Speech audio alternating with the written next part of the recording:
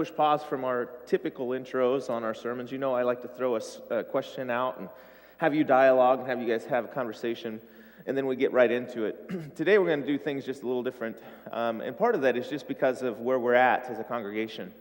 John 3:16, we all know, but I don't know if you've ever taken the time, and maybe you've never heard to take this time.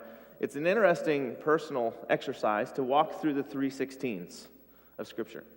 And if you're struggling right now just in your personal daily devotions or your reading time, your hang time with Jesus, maybe that's a starting point for a lot of you, is just to start with 3:16 in Genesis, and then go to Exodus, and then go to Leviticus and Numbers and Deuteronomy. Just walk through the entire Bible of the 3:16s. One specific 3:16 that I want to talk about today is Daniel. Daniel 3:16 tells a story about three men that we're very familiar with. They're Shadrach, Meshach, and Abednego, right? We know about those men. What do we know about them? We know that they've been thrown into a fiery furnace because they would not bow before the image of gold that Nebuchadnezzar had set up.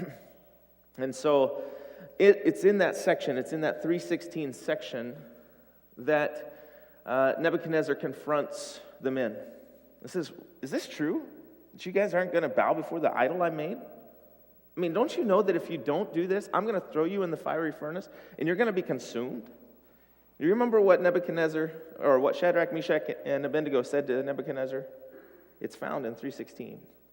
I love this passage. They say, our God is capable of saving us from the blazing fire. He is. He could do that if he wanted to. But even if he will not, I will still not bow. I will still not bow to your God. I will still not bow to your idol. And there are times in our life that we get so oppressed, we get so kind of stricken with just things in life that you feel crippled, right? You feel like you're in that spot where you're just, can I bear the weight of the world anymore? And you start to kind of get a little lower, and you're just like, I can't really stand up. And you just kind of cripple and you crumble under the weight of life. It's in those moments that I would remind you of what Paul said. Paul said in Ephesians chapter 6 that when you've done everything under your power to stand firm then. Stand firm then with the spiritual armor. Because life will get heavy, church. Life will get hard. Situations, circumstances that we can't control that are beyond our abilities, they have a way of just kind of crippling us and making us feel defeated at times. We're in a little bit of that season, I believe, as a church. I think that we're in that spot where it would be easy for us to throw the white towel. Say, it's too hard. It's too hard. And here's what I mean. 2 weeks ago, many of you know we suffered the loss of 3 loved ones, and kind of in our family and in our friends of our family. And people just have been kind of under it. Last Sunday, at the fellowship dinner, Bev, you got the call, right, about your brother. Is that right?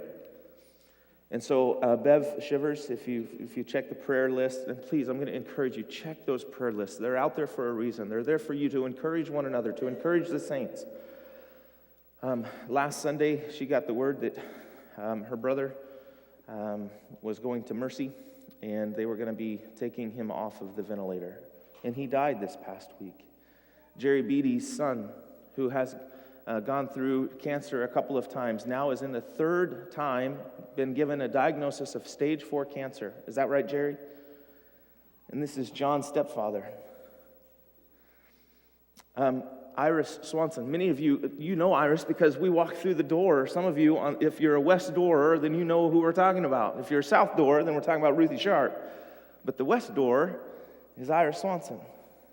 Iris is just a beautiful spirit of Jesus. Talk about loving like Jesus. She does that. She sends bulletins and newsletters and cards and encouragements to all of us. We've all felt the impact of her ministry. She makes it a point to know your name when you walk in the door. Why? Because you're worth it. She's a champion for the faith. She's been alone for a while in life because her husband went to go be with the Lord years ago. And she's had cancer. And she believes she has cancer again. She's going to go get an MRI to find out where that's at Tuesday. So church, we're going to just pray. We're just going to spend some time just bathing each other in prayer, lifting his name up in prayer before we get into the word. Because that's where life happens. So I'm just going to ask you to grab your neighbor, grab their hand, and just spend some time praying together, all right? Spend some time praying about things that are going on in your life. Spend some time praying about the fact that we would be good soil, that we would receive the word that God would intend for us to receive today, that we would be changed and molded into his likeness, that tomorrow we would be more like Jesus than we are today, because that's what we've been walking through the last 4 weeks anyway.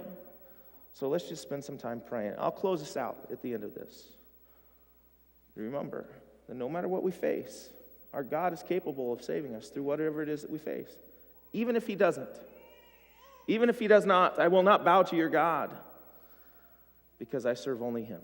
Let's pray.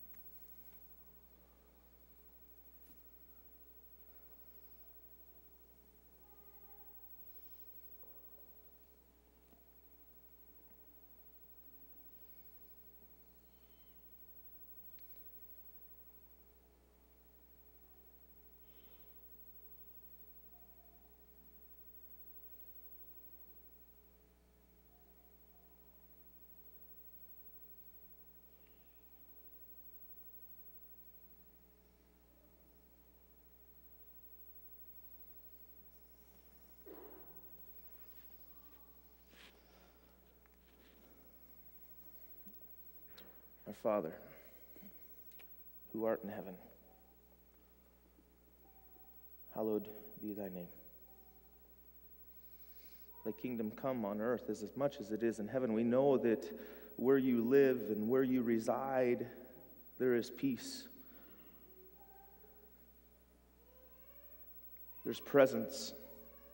There's stability. And we long desperately, we yearn as the earth yearns for our redemption, that we might be made new in your likeness. We pray that through us that you would bring your heaven to our earth, that today you would give us our daily bread, that we would feast on your word, that we would feast on you, that we would not take things into our life that would poison our bodies or poison our spirits or poison our souls or destroy our relationships that you have worked so hard to redeem. Lord, we pray that we would defend every relationship that we have, that we would forgive those who have hurt us, because we know that you have forgiven us and we ultimately have hurt you with everything that we do. The sin that so easily entangles us and trips us up at times. I pray that you would remove from our lives our transgressions, that you would separate them as far as the east is from the west. I pray that you would take your coal, that you would purify our lips, that you would purify our minds and purify our hearts, that we would be a people who are set apart, a people who are so different, that are radically transformed, that we have a peace that transcends all understanding. That when the world looks at us, they scratch their head and they wonder how and why we're able to have the sort of life that we live, and that we're able to say the sort of things that we say and the sort of situations that we find ourselves in.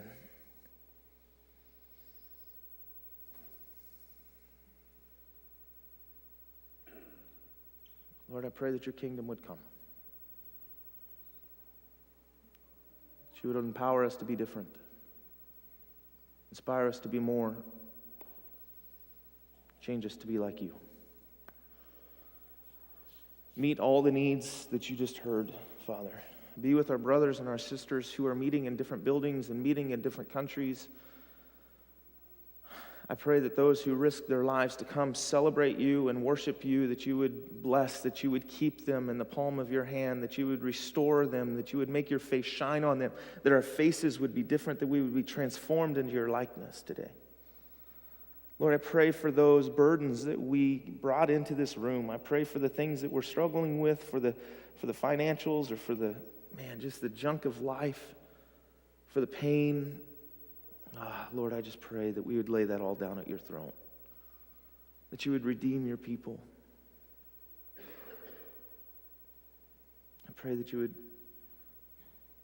name would be glorified in our life. In Christ's name, everyone said. So discipleship's an interesting word. Discipleship actually is what we've been talking about for the last month or so, and many of you know what these chairs represent, but I thought we'd have some fun. I thought we'd do a little test to see if you remember some of this stuff. But before we get into the test, I want to share with you something. See, discipleship is relatively a new word. Did you know that? It's really only 150 years old or so. It's not that new. In fact, the word dinosaur is in the same sort of family. Did you know that dinosaur is not an old word? It's actually a new word. Dinosaur was created in the mid-1800s to combine two different ideas, two different words. Dino meaning huge and big, and saurus meaning lizard. So a huge lizard is all dinosaur means. And it's relatively new. All this stuff is, you guys could check this out. You could verify. I want you to fact check me to make sure I'm not just feeding you something. Discipleship's the same way. And discipleship was created in the 1850s, I think by the name of Carl Davis is the first guy that ever used this word and used this term. And what he did is he took this idea and this concept that Jesus had commissioned all of the disciples to go make more disciples. He took that phrase and he divided it. He divided it into two different words. The first word that he used was evangelism. And evangelism, we know, is helping others come into a relationship with Jesus, right? That's what evangelism is. It's bringing them to a platform where we can have dialogue about who Jesus is and do they want to be like Jesus. That's what evangelism does. But discipleship takes them not into a relationship, but makes them like Jesus. So it's the process of making someone like Jesus, not just inviting them to Jesus. And he used these two words, in evangelism and discipleship, and he talked about how they were like two wings on a plane. How they were really significant. Each of them were very significant to themselves, but they were very specific to the whole momentum of the kingdom moving forward. But since the 1850s, we've had dialogues. Those dialogues have turned into debates, and those debates have turned into strategies. And now we have different camps on which one's the most specific or which one's the more important of the two. And so you see churches who really pour all of their eggs in one basket of evangelism, and all they want to do is be externally focused, which is a great thing. But they kind of are on the light side of discipleship. Or you have some churches who, man, they're on the reverse of that. They take all of their eggs and they put them in one basket of discipleship. They want people to be more like Jesus. And so they spend very little time outside. They spend a lot of time inside. But this author, I wonder if he could be around today and if we could interview him, if he could see the result of his work, how he would have responded to that effort. This whole month, we're taking a closer look at discipleship. It's called a work in progress. We know instinctively that God's created each one of you. But we also know that you're not perfect yet. I know I'm not. And so we're looking at what it would look like to look more like Jesus tomorrow than we look today. And what we see is through Jesus' process with taking 12 ordinary, uneducated, kind of twiddledums of the world, how did he transform the world? And how did he start this movement? And the very first thing that we saw was right away, right after his baptism, right after the temptation, there was somebody who was pretty curious. His name was Philip, and he saw Jesus, and John the Baptist, the guy that he was following, said, "Look, behold, the Lamb of God." And as he started to see that Lamb of God, the one who's going to take away the sins of the world, and his leader is really encouraged by this guy, he goes, "I'm going to go check this guy out." So he goes and he checks Jesus out. He starts to stalk Jesus. You remember what Jesus does? His first question was, "Jesus, where are you staying?" Actually, Jesus said, "What do you want?" And Nathanael goes, "Well, where are you staying?" And Jesus' response, anyone remember? "Why don't you come and see?" When we look at the process of discipleship, it really begins with a simple invitation, because we know an invitation can transform our destination. And regardless of how a person gets lost, right? Sometimes they get lost simply because they've wandered off, they followed their own instincts. Sometimes they've fallen away, they've fallen off because they weren't really taken care of that well in their family or in their church. And other times, it's not that they weren't taken care of. It's not that they just ran away. They just ran off. And the reason they ran off they just didn't care. They got tired of the game. And today, our culture, we have a growing percentage of people in our demographic in the world that would identify with just running away from the church, running away from the faith, because they've tasted it and they're just like, whatever. But our response to those different categories of lost people really take on a whole different meaning. For those who have wandered away, we risk everything for. We risk our own safety, the safety of others. We go after them. For those who have fallen away, who have fallen off, like the coin in Luke 15, we do everything possible to get them back as a church. But then ultimately, for those who have run away, we have to wait. And we wait patiently. The second chair, though, as we transition, what we find is people will come to the first chair because they're curious. They stay because of the benefit. They start to see that, man, if I sit in this first chair, things are going to be good for me. But when they move into the second chair, something changes because it's about that invitation. It's not just about our motivation that defines it, or that determines our destination. It's about our devotion and our decisions that will ultimately determine our destination. And this second chair is the second invitation that Jesus gave shortly after the come and see invitation to his disciples of just follow me. But it didn't stop there. What's the third one? Fishers of men. You see, what we find is in the second chair, people will come to the second chair because of the cross. They understand that they're lost and that they need redemption, they need resurrection, they need something new in their life. So they come to the second chair because of the resurrection. But they stay. They stay because they belong to a new family. The third chair that we look at, as you guys already said, was the fishers of men. And we looked at this last week. We looked at about 18 months after Jesus had first initially invited them to come and see, to follow him. He kind of extends the same invitation of following him, but he takes them deeper. He says, it's not just about following me anymore. It's now about investing in others.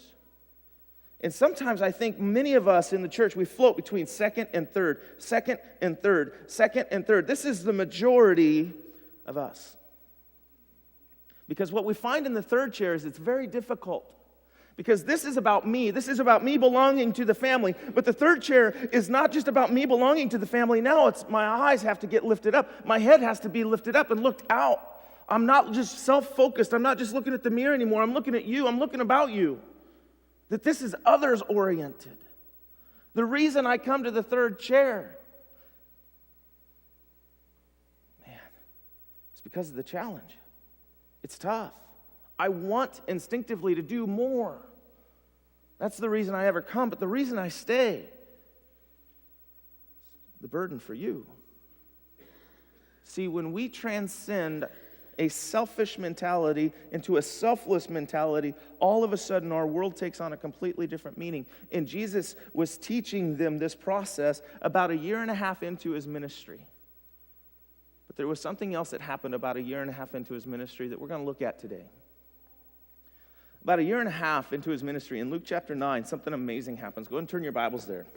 I'm going to go grab mine and come sit down in the third chair. Luke chapter 9, we see Jesus right around this time frame, right after he invites them to be fishers of men, to do something. He says, all right, gentlemen. Now at this point in his life, he has about 12 disciples. 12 who have committed, 12 that he has chosen. And every time you see the list of disciples, Bill Quinn actually pointed this out to me. I just never had caught it, but it makes complete sense. No matter if you see it in Matthew, Mark, Luke, or John. Every time you see the list of 12, you know whose name always comes last? Judas Iscariot's name. Isn't that fascinating?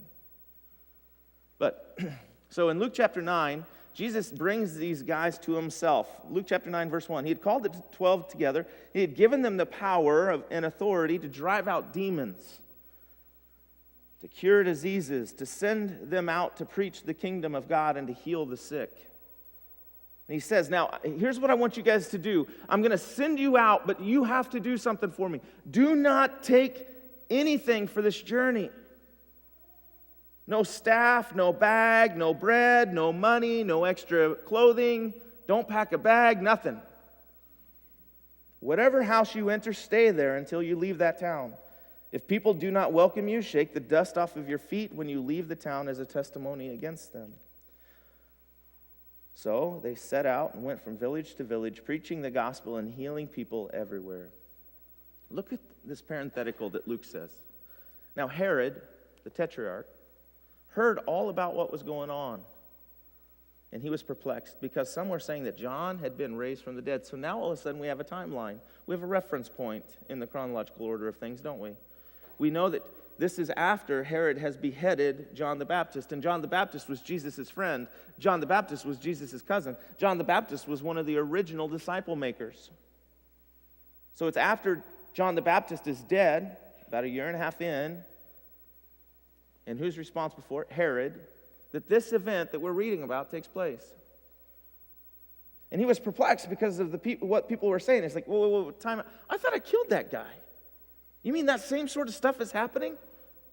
Yeah, Herod, but it's happening on a heavier level. It's happening on a more magnified focus. I mean, these guys aren't just doing what John the Baptist are doing. They're tearing things up.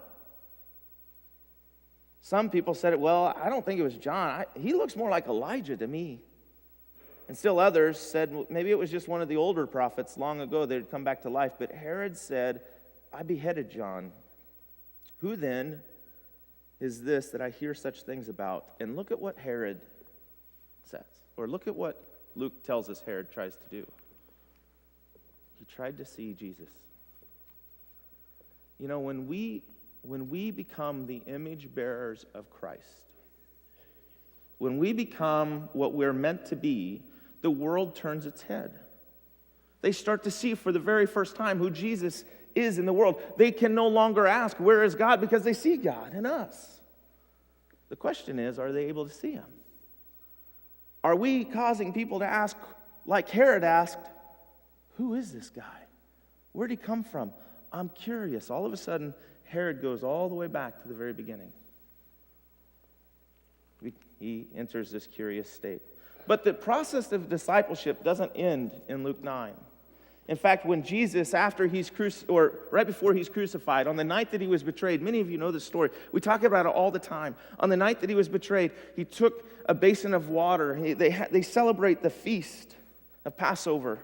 And after the meal was over, he breaks bread and he says, this is my body which is broken for you. And he takes the cup, the fourth cup that no one ever drank from, and he said, this is my cup. This is my blood, which is a new covenant. It's going to be established for you. And the guys are perplexed. They're wondering, what is he talking about?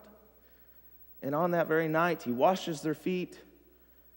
And then after he departs from the upper room, he says something remarkable to them.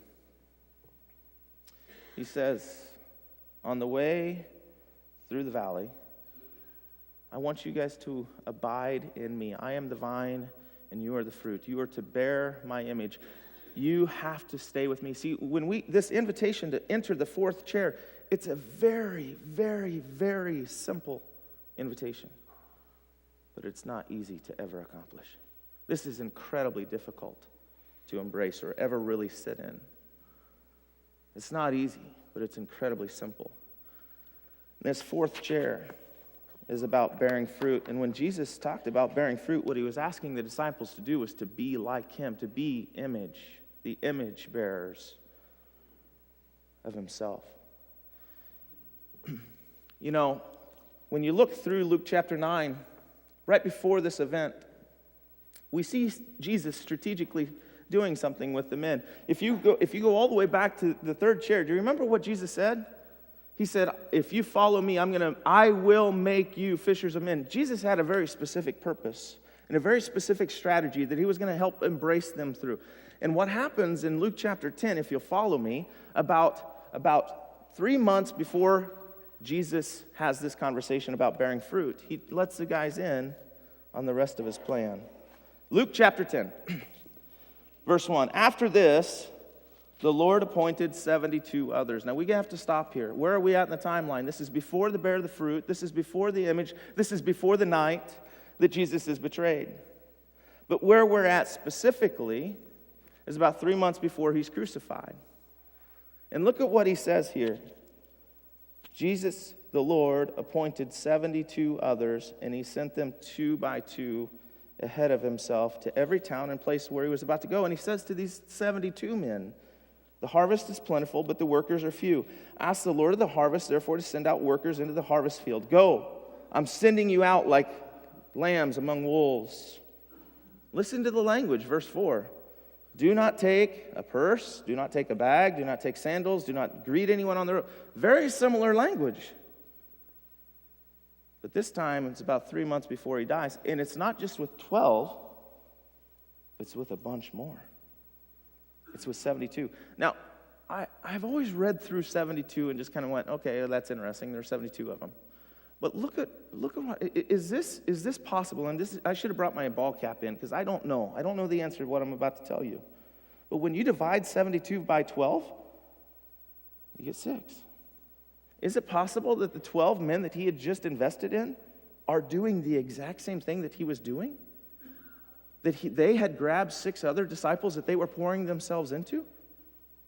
Or is it possible that the original 6, the ones that we first looked at in the first and second chair, they had had time now to invest in 12 other men? Is it 6 have 12 or 12 have 6? I don't know, church. But I know that 72 is divisible by 12, and I know 72 is divisible by 6. But what you see, the principle that I'm trying to make, is they are repeating the process, aren't they? This isn't just inviting one and being satisfied with one. This isn't just about addition. This is about multiplication. This is a mind blower. And then on the night that he was betrayed, now we pick up the story after the bearing fruit conversation. If you follow Luke's narrative, Jesus' language it changes even more. Go to Luke chapter 22.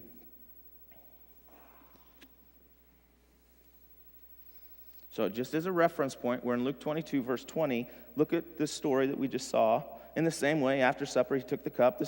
This cup is a new covenant of my blood, which is poured out for you. But the hand of him who is going to betray him is with mine on the table. So we know that they're at the Last Supper. Follow the narrative. A great dispute arises among them. Who's going to be the greatest? And Jesus says to them in verse 25, the king of the Gentiles lord it over them. Those who exercise authority over them call themselves benefactors. But you're not supposed to be like that, Peter.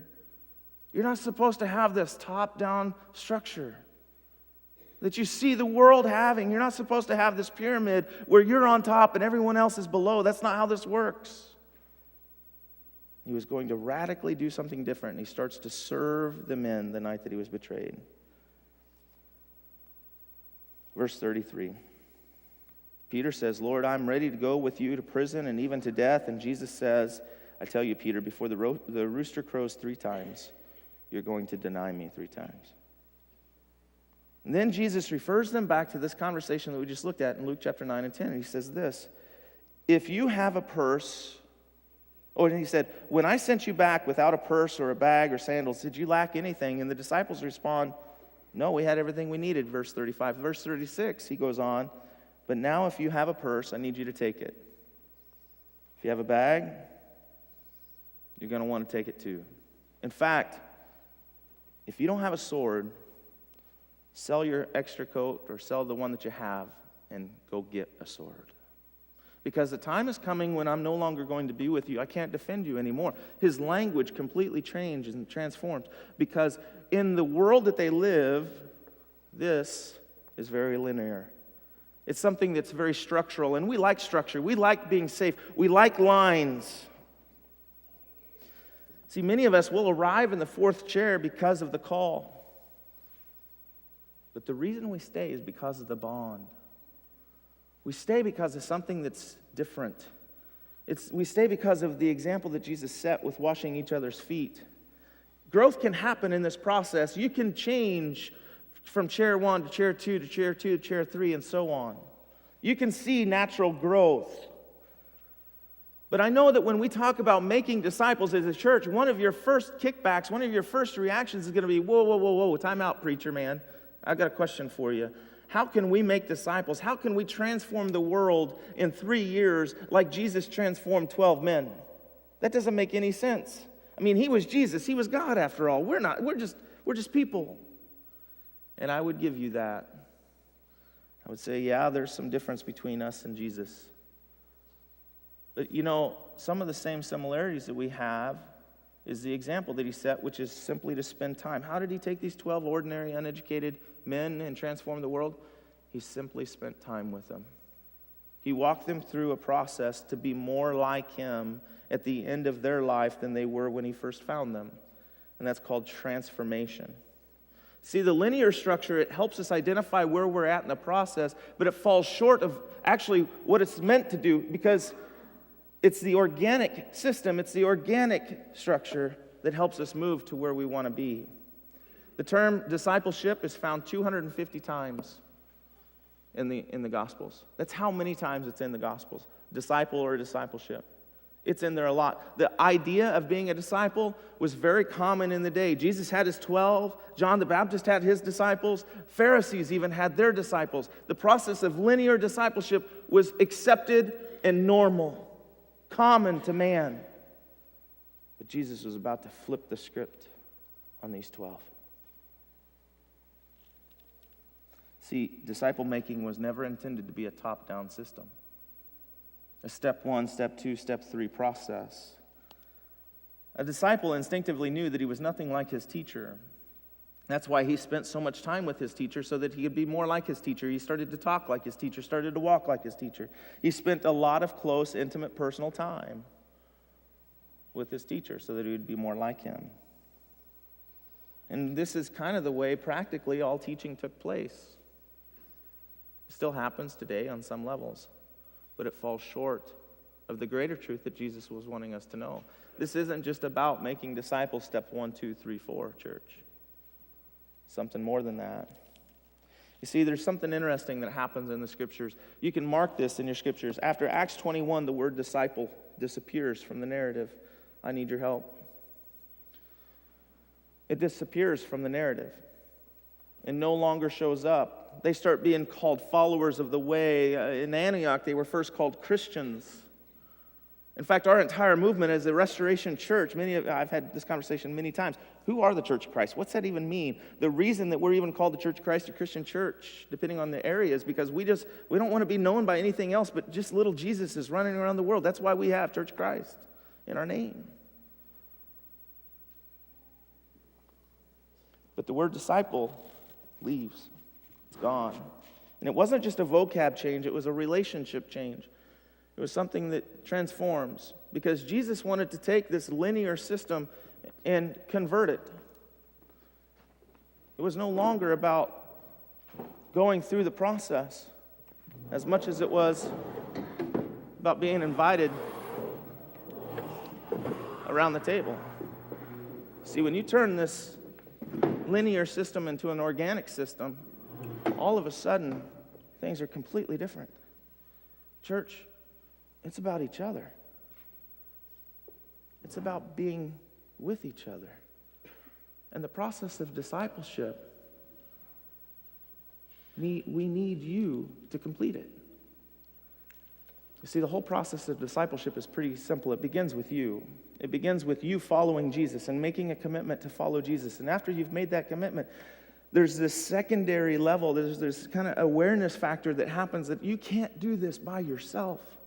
And I'm telling you, church, right now we live in a world where people want to isolate and withdraw and put up walls and say, no, it's just all about me and I want the ugly out. If you're going to be a disciple of Jesus, you realize that it's not just about you, that we need each other, because you offer strengths around the table that I don't have. That doesn't mean that we're the same. That means that we're very different, that we're very opposite. Your personality, I don't quite understand. My personality, many of you shake your head at. Yeah, I thought I'd get an amen. I'm glad I didn't.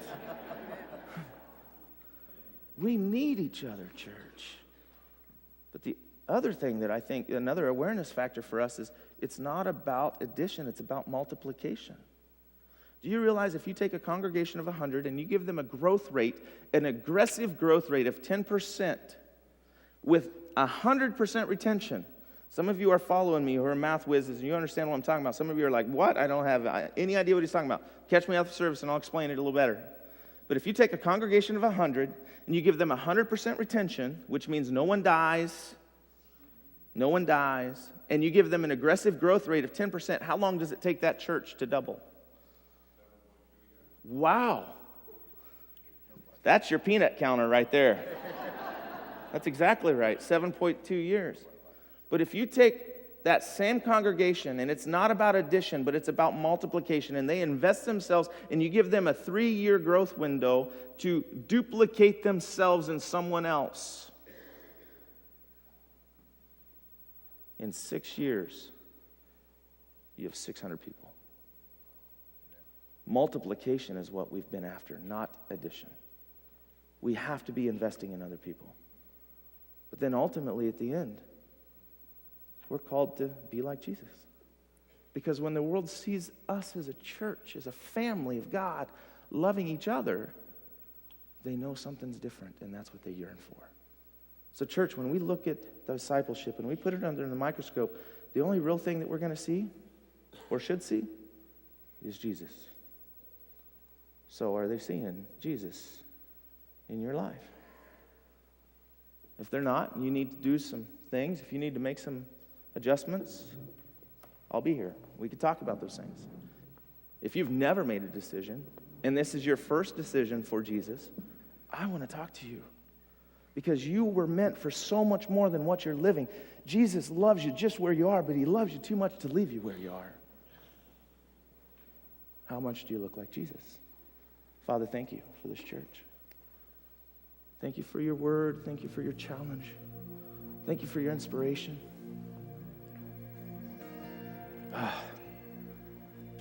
Thank you for life. It's not just an empty vessel. Help us to live and to be vibrant. In Christ's name, amen. Why don't you stand up, church, as we proclaim this truth.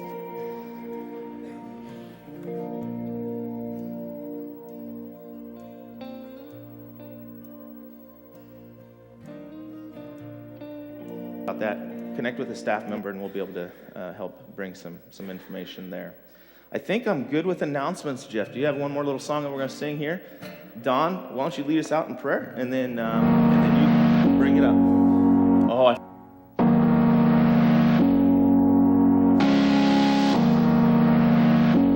Second annual dodgeball tournament. Do you like My Little Pony? Do you like Saving the Rainforest? Do you like season 4 of The Office on Netflix? Do you like Cheeto Fingers? Do you like cleaning vacuum cleaners? Do you like Fruity Pebbles? Do you ever feel sheepish? Well, we're glad you like those things, but none of those are actually going to be there. But we are going to have dodgeball. Junior hires, you're invited to join us for the second annual dodgeball tournament. Friday, December 1st at 6:30 p.m. until 10:30 p.m. The event is held at Rising Sun Church of Christ. All right, so there's going to be snacks and dodgeball and prizes and dodgeball. And Travis, I told you we're not playing football. But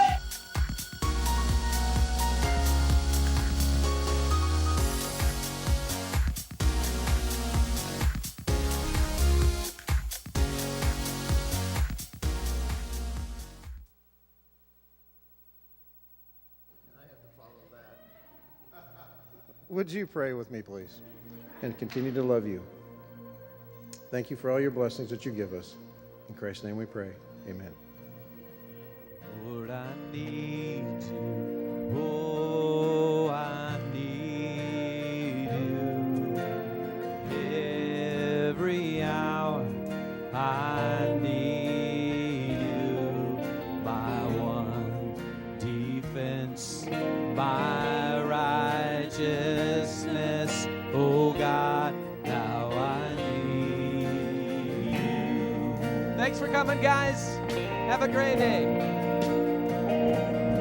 Lord, I need you. Oh, I need you.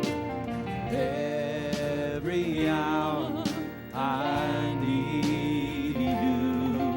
My one defense, my righteousness.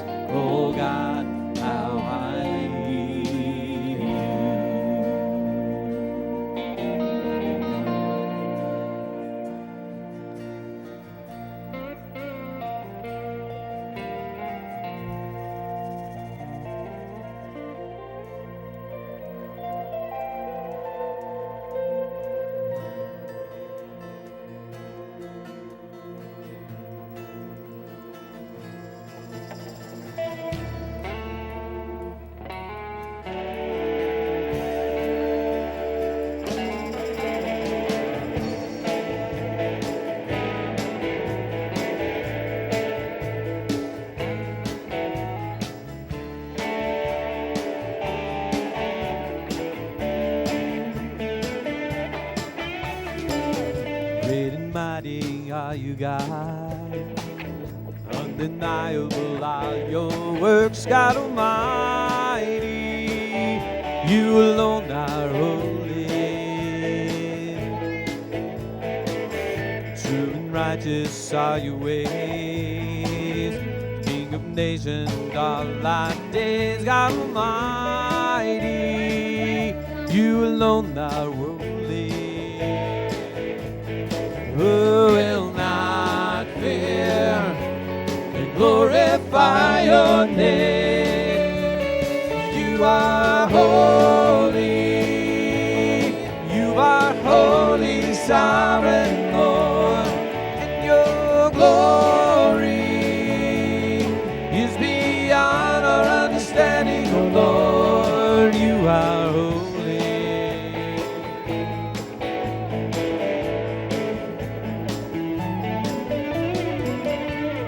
Nations you have known, your acts of righteousness have shown, God Almighty. You alone are worthy. All the nations will bow and praise. All will worship the name of names, God Almighty.